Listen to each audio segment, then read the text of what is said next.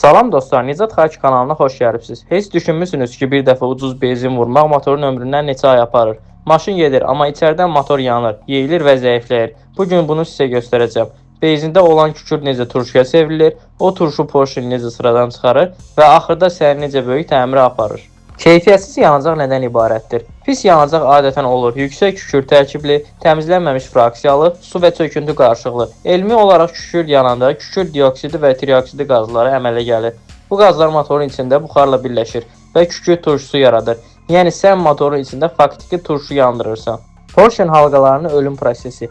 Porsche halqaları nə üçündür? Kompressiyanı saxlayır, yağın yanma kamerasına keçməsinə mane olur. Amma kükürt turşusu metala kimyəvi hücum edir, elastikliyi azaldır, səthdə xırda yaralar açır. Bir müddət sonra isə halqalar boşalır, yağ silindrə dolur və motor yağ yeməyə başlayır. Və sən deyirsən, maşın niyə yağ azaldır? Cavab çox vaxt pis yanacaqdır. Silindr divarları necə cızılır? Turşulu yanma və yüksək temperatur metalı yumşaldır, sürtünməni artırır. Nəticə isə silindr hamar səthi itirir, cızıqlar yaranır və kompressiya qaçır. Bu artıq motorun can vermə mərhələsidir. Şatun qolları və yataqlar. Yanma qeyri-bərabər olanda zərbə yükləri artır.